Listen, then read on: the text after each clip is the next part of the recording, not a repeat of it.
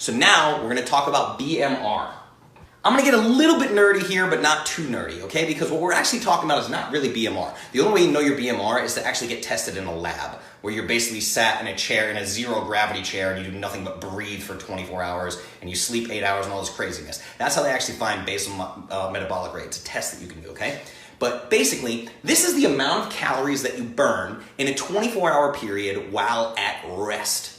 So basically, the only activity happening in the body is vital organ functions. Your lungs breathing, your heart beating, all of these things. Now, here's where people get things really, really wrong, okay? Really wrong, especially when they're trying to lose weight, especially when people come to me and they go, I figured out my own macros. Are these close, right? I say like, hey, get macros from me. And some people go, well, I went online and these are the macros that I got. How does this look? And I go, I'm not even gonna answer that. Those macros are terrible. Come to me for your macros and let me tell you why. Because here's where people get it really wrong. They go online, they find some BMR calculator, right? Then they make the calorie calculations for caloric deficit because they think the caloric deficit is what's gonna make them lose weight, and they subtract it directly from BMR. So they'll say, I want to subtract 200 calories, and then they have X, right? They subtract off their basal metabolic rate. What did I just tell you?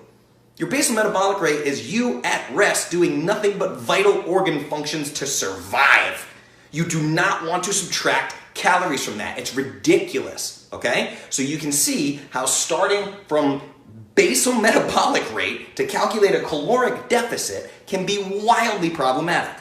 So at Clovis, here's how I do things differently, and I'm gonna talk to you about this. What we're actually dealing with is technically, I guess it wouldn't be BMR, it would be resting energy expenditure. So resting energy expenditure is really, they're kind of synonymous, BMR and resting energy expenditure, but one is tested in the lab, the other one is done with equations, like the Harris-Benedict equation or the Mifflin-St. Jeor equation. If you go online and do a calorie calculator, it's one of those equations. I think there's a World Health Organization equation. There's a bunch of these different equations and different websites use different ones, okay? So let's talk about how I do it at Clovis. This is very important. So I'm really working with resting energy expenditure because I can't test you in a lab, right?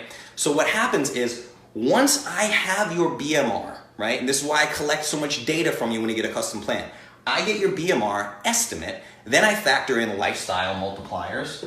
So there's lifestyle, and we'll call that basically your job. If you're a construction worker or a desk worker, that's gonna be a different multiplier, right? So we do that, we do an activity multiplier, so we'll call that exercise, right? So there's lifestyle, we'll call job, profession, right? Then we take into account your exercise. Then there's something else that people always forget, right? Another multiplier is called TEF. That's the thermic effect of food. Let me walk you through this.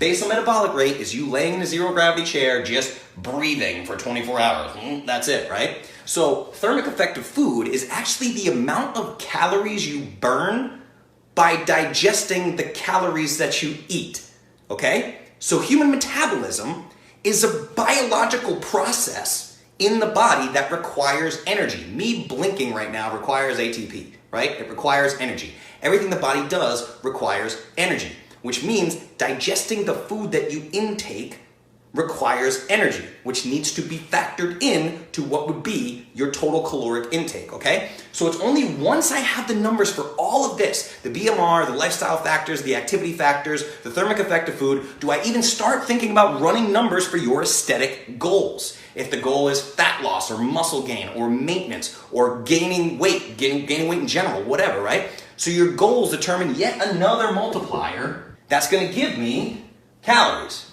So I look at all of this, then I come up with calories, and then, of course, from there, I make your macronutrient ratio breakdown.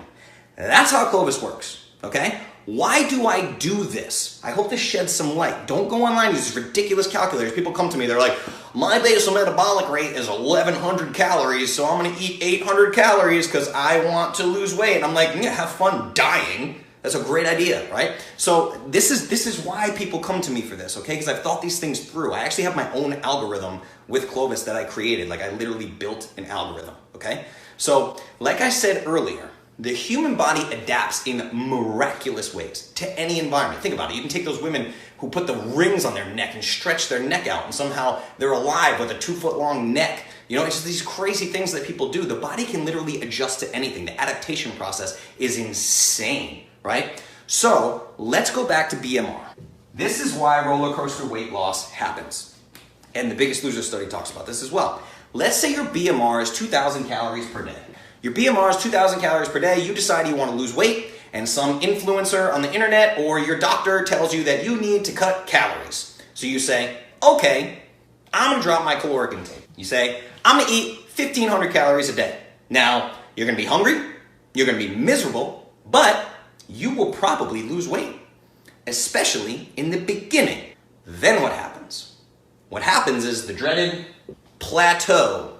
That's my drawing of a plateau, okay? It's a straight line. The dreaded plateau comes that all of you are so familiar with. So what has happened is your body has decided that this state of starvation that you've put it in, again, I'm just making up these numbers. Your BMR might not be 2,000. Don't freak out, right? That's not everybody's BMR. But what will happen is the body's going to decide after a certain period of time that this state of starvation is not going anywhere.